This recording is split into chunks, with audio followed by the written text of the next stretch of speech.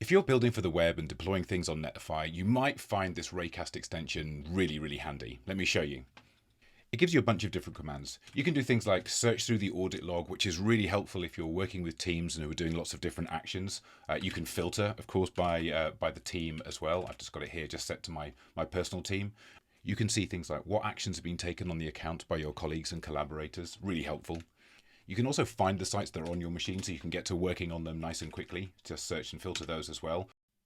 But I like how handy it is to be able to search through the sites that are in your Netlify admin without having to go there at all. So here I can see the different sites that are in my account, change the team that I'm browsing through, look at the different sites, even filter them by name. And then you can go and open them up right there in the Netlify admin. It's a quick route into there, or indeed to the GitHub repo that's behind them. Or you can open the production URL for that site directly. By default, though, it shows the deploys of the site. Now, this is really helpful if you're actively in development on a site. You can see all of the deploys that have happened recently.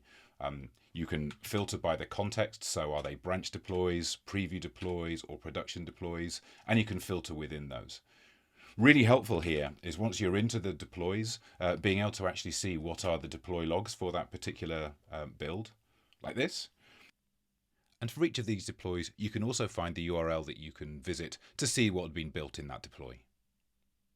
But the thing I find most useful is being able to see the statuses of your deploys as they're happening, and then being able to jump straight into the particular place in the code repo where you might want to take action. So for instance, if you're building with pull requests, being able to jump straight into the pull request of the deploy that's just happened so that you can quickly merge that, get that deployed to production in just a couple of steps. It's a really nice shortcut to getting into your project, managing it nice and quickly. The other thing that I find really helpful is this quick route into getting into the Netlify Docs. You can search for things in the docs directly from here. So for instance, serverless functions, they can be triggered by different events, and I can never remember all of the events that are available to me.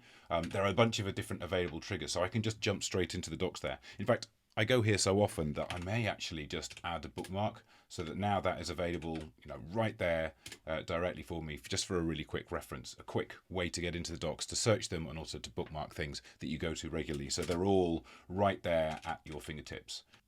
You can install this extension from right within Raycast, or go to developers.netlify.com where you can get information about this and other things to do with Netlify. Okay, enjoy.